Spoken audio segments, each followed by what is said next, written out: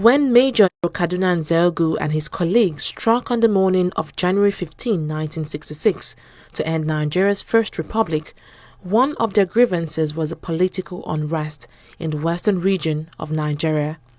There were riots, looting, arson, and murder. Political opponents were burned alive. The event came to be known as Operation Wetie, and the western region was nicknamed Wild Wild West.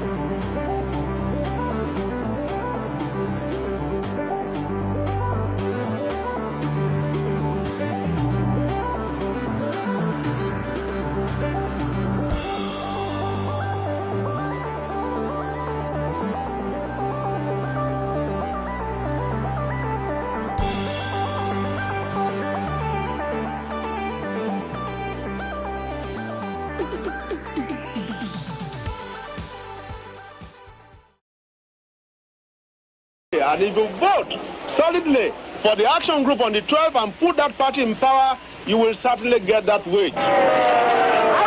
In 1959, federal elections put Chief Obafemi Awolowo of the Action Group Party as the leader of the opposition in the federal parliament, while his deputy, Chief Samuel Akintola, became the premier and leader of the government of Western Region. Pragmatic leaders had chosen Akintola to succeed Awolowo when the latter resigned the premiership of the Western Region to contest the elections. They reasoned that Akintola was a logical choice, not only because of his previous association with the party, but more so because of his hometown in Yoruba land. The Action Group Party had never won the Ibadan constituency and other constituencies around Ibadan. There have always been intra-ethnic rivalries between Oyo and Ibadan on one hand and Ijebu on the other hand. Chief Akintola was from Ogbomoso, which is in the old Oyo kingdom. Chief Awolowo, on the other hand, was an Ijebu Yoruba. The different intra-Yoruba rivalries did not encourage harmonious unity within the party. Alhaji Adegoke Adelabu, a Yoruba from Ibadan and a member of the rival National Convention of Nigeria Citizens (NCNC), exploited the action group's intra-party rivalries to his party's advantage, with Awolowo going to the federal parliament and Adelabu dead due to a motor accident and hence out of the political scene. The AG could win all the states in the old Oyo kingdom as a result of the traditional son of the area, Akintola, as a premier of the region. This strengthened the party's power in the western region, and fortunately, it gained the Ibadan area, which was a previous stronghold of the NCNC when Adelabu was alive. With the western region in their grasp, party leaders started plans to gain power at the federal level, having won 25 seats in the north and 14 seats in the east in the 1959 elections. But the party could not form the federal government through vote based on the conditions of the country, as the northern region alone was 2.5 times the size of the other regions, that is the western and eastern region put together. So they suggested that the only way to grab power at the federal level was to form a national government which would comprise all the ruling parties in the different regions. The implication was that the Action Group Party would refrain from any serious political activities in the other regions where it had established a small but viable political base. Akintola was in strong favor of forming a national government which would include all the ruling political parties, and advocated an approach to the NPC, that is Northern People's Congress, but Awolowo and other party members opposed to it. Instead, they suggested that the party should make advances to the southern NCNC and not the NPC. Their hope was that the AG and the NCNC could team up to contest the next federal elections and would break northern Nigeria and the east into more regions.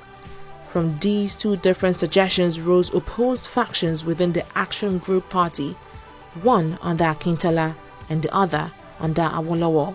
The conflict continued discreetly within the party until February 1962, after the party's annual convention at Jos, when Akintola, Ayo Rosiji, that is the party's secretary, and some Western regional ministers walked out of the convention because of disagreement on several matters. As disciplinary measures, the party relieved Rosiji as secretary and replaced him with Samuel Ikoku, leader of the opposition in the Eastern House of Assembly. More importantly, the post of the party's deputy leader, which Akintola held, was abolished. The executive committee of the party also found Akintola guilty on 24 charges, to which he pleaded guilty and asked for forgiveness. The party held firm and decided that Akintola should be removed from his position of deputy leader and Western Regional Premier. The former was done by the party and the latter was to be executed by the governor of the Western Region, Oba Adesoji Aderemi. Akintola accepted the first punishment but rejected the second and maintained that he had not been given the chance to test his popularity on the floor of the Western House of Assembly. A majority of the members signed a petition withdrawing their support from Akintola and presented it to the regional governor. More importantly, they asked the governor to use the powers conferred on him under Section 33 subsection 10 of the region's constitution to remove Akintola from office, to which the governor complied. The relevant section of the constitution states that, quote, "The governor shall not remove the premier from office unless it appears to him that the premier no longer commands the support of a majority of the House of Assembly," end of quote. As expected, Akintola challenged his deposition in a lawsuit at the High Court of Western Nigeria, who then transferred it to the Federal Supreme Court in Lagos to rule on the constitutionality of the dismissal. Meanwhile, the Action Group Party chose a new premier in Alhaji Dauda Adigbenro, whom the governor appointed. The new premier was to seek a vote of no confidence in the Western House of Assembly on May 24, 1962, when Akintola's faction chose to disrupt the proceedings, and because of the ensuing fracas, had the federal government dissolve the House.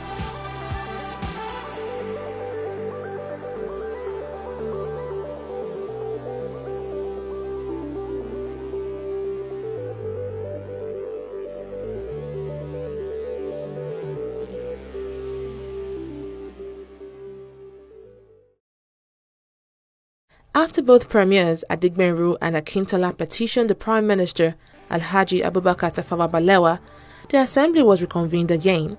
Unfortunately, the outcome was as severe, even worse according to witnesses, as the first time. Because of the chaotic atmosphere, the Prime Minister, Alhaji Abubakar Tafawa Balewa, declared a state of emergency in the West on May 29, 1962, before an emergency session of the Federal Parliament.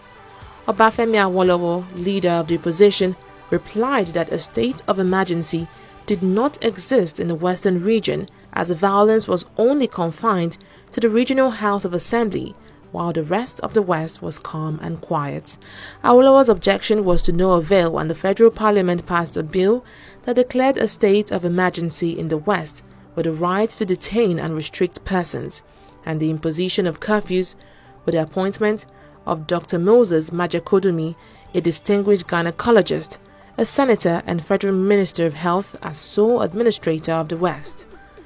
Majakodumi's first act was the service of restrictions on a number of people. These include the two premiers Akintola and Adigbenro, Obafemi Awolowo and R.A. Fani-Kayode. While the restriction orders on Akintola's faction and NCNC members were lifted in barely 2 months, those on the Action Group members remained restricted. Dr. Majakodumi also instituted a commission of inquiry headed by Judge George Baptist Ayodola Koka of the Lagos High Court into corporations owned by the Western region, and the commission reviewed instances of poor administration and misappropriation of public funds for the benefit of the Action Group Party. The report came down hard on Awolowo and other AG members in his faction, but exonerated Akintola. The stage for the final act was set in the Commission's report of treasonable felony on Awolowo and his AG members. Searches the Nigeria police carried out in the country during the emergency period in western Nigeria revealed large quantities of arms and ammunition, which some AG members imported into the country to be used, allegedly, to overthrow the federal government. Obafemi Awolowo, Anthony Enahoro, as well as some 24 others were charged with treasonable felony and conspiracy to overthrow the federal government. Awolowo was sentenced to 10 years, while Enahoro and others were sentenced to 15 years in prison. These actions led to the demise of the Action Group, and on December 31, 1962, the state of emergency was terminated. On January 1, 1963, Akintola was reinstated as Premier of the Western Region with the formation of his new party, United People's Party (UPP), which consisted of those former Action Group party members he was able to win to his side on his expulsion from AG. It was a coalition government which was formed by the UPP and the NCNC, which had previously formed the opposition. The Action Group Party, which had previously formed the government of the Western Region, now moved into the opposition. In 1964, the UPP had evolved to be the Nigerian National Democratic Party (NNDP), with Akintola as leader and as friend of the ruling party NPC. Hence, the 1965 Western Regional elections gave the NPC another chance of maintaining its political power in the country in the face of all the overwhelming odds against the NNDP. Should the election be free and fair, it was left with one alternative: to rig the elections.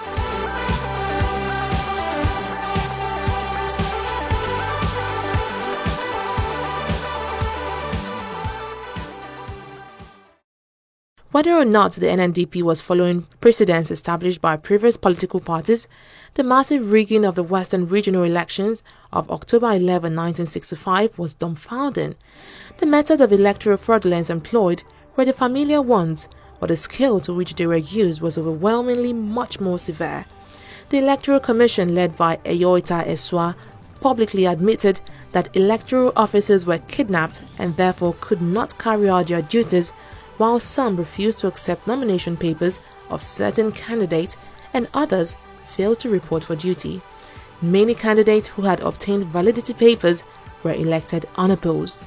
As a result of the grave irregularities, the NNDP won the elections, 16 of its candidates having been returned unopposed at the close of nominations. It was publicly charged that the NNDP victory was due to fraud. The political atmosphere in the Western Region looked bleak and dismal, and the after effects of the elections were even more severe and devastating. Defeated political candidates had in the past run to the court to challenge irregularities at elections. This time, they did not go to court. Instead, the people took law into their hands.